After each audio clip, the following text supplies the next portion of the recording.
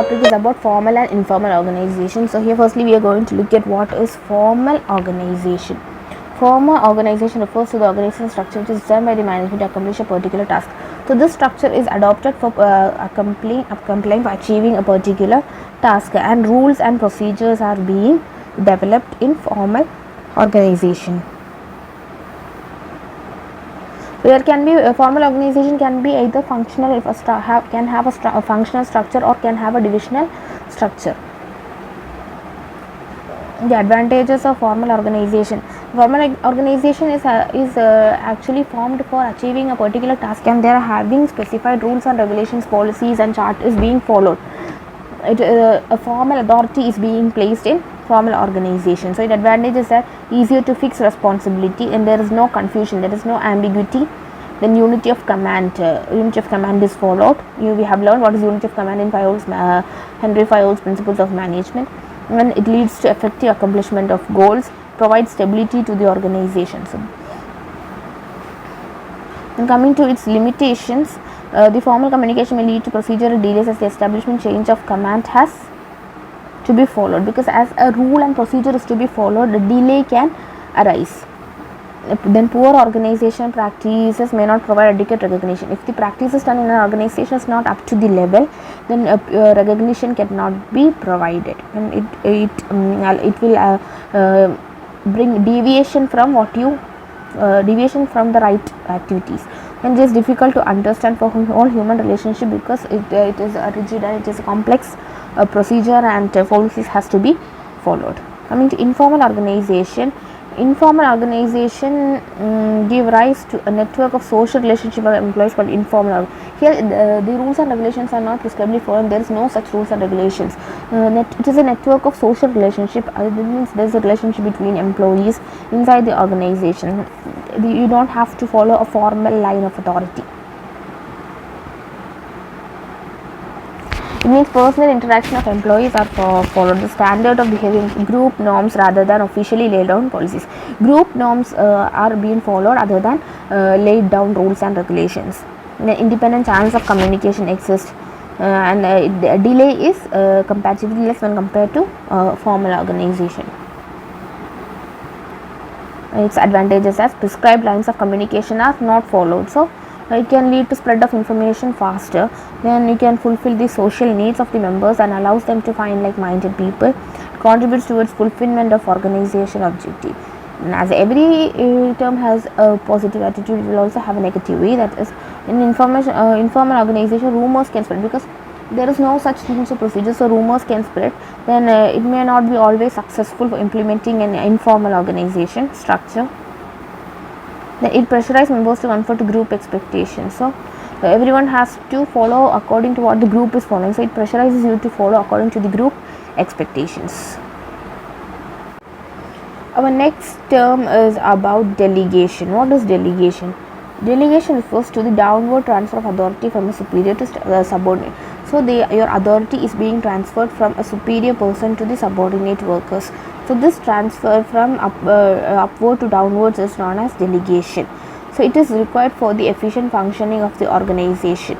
Delegation helps a manager to extend his area of operations, as without it his activities would be restricted to only what he himself can do. If he is keeping all this with himself, it cannot be properly communicated to the lower levels. So if he is communicating it with the lower levels, it is known as he is transferring his authority from superior to subordinate. So this is known as delegation. So it helps a manager to extend his areas of operation, and if he is not doing so, then he will be conformed to himself alone. The different elements of delegation. First one is authority. Authority refers to the right of an individual to command his subordinates.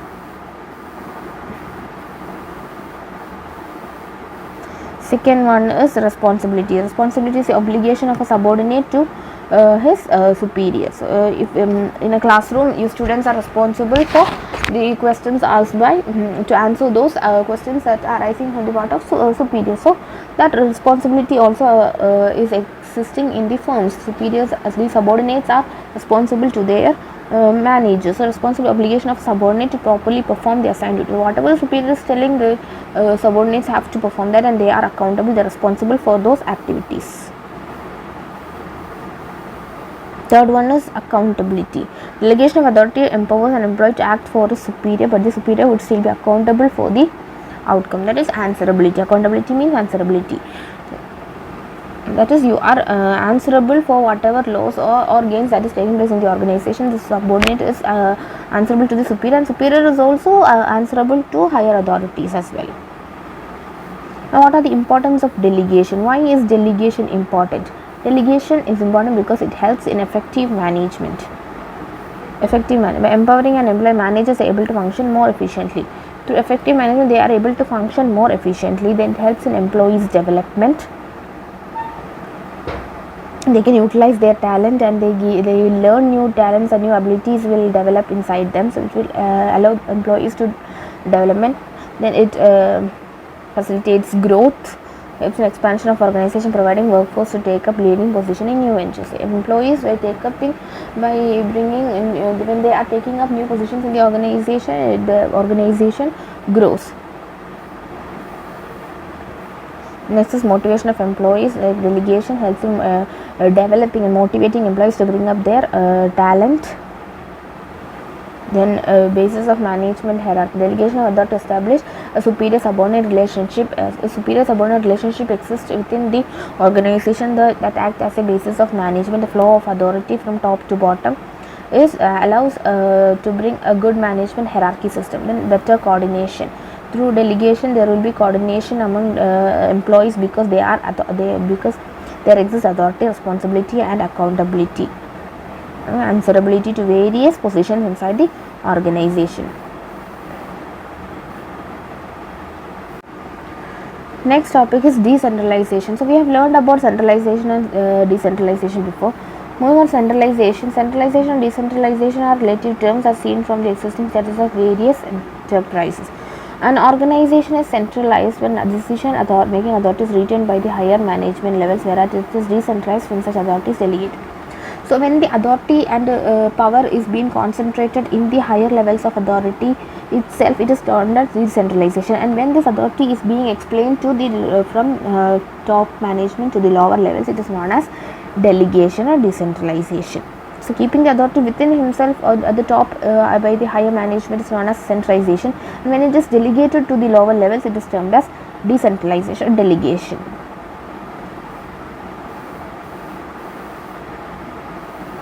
Now, what is the importance of decentralization? Actually, decentralization is much more than transfer of authority to the lower. It is a wider term than when compared to the delegation. The delegation involves transfer of authority from top to lower. This is more than that. This is more a wider term. It is a philosophy. It is a philosophy that implies selective dispersal of authority. So, what is the importance of delegation? Delegation develops initiative among subordinates.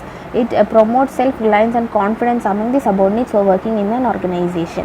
Provides initiative among subordinates. Next one is it develops managerial talent for future. A business organization exists for carrying on its activities in the future.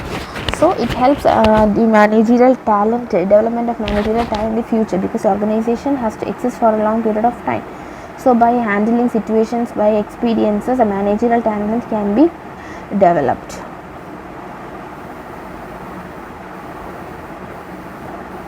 Next is quick decision making. Decentralization helps in quick decision making. Management hierarchy can be looked upon as a chain of communication. In centralized organization, because every decision is taken by the top management, the flow of information is slow. Because centrally the authority lies in the hands of the top management, they are not delegating it. So the flow of information is actually slow. Response is very low. This reduces the speed of actions. But in a decentralized, in a delegated organization, decision making is faster, then response is faster, speed is very high. Relief to top management. When your duty is decentralized to the lower levels, it provides a relief to the top management. And if he in a centralized organization, he is keeping all those activities within himself, and he is having he is in stress actually. because all the things are being exercised by the superior. But in case of a decentralized organization, when the authority is being delegated to lower levels, he is having a relief, because when you are asked to do a lot of work at a time, you will be in stress, but when you are asked to give those work to different groups and work together, you will have a relief. Then it facilitates growth and it helps you to have a better control over the organization.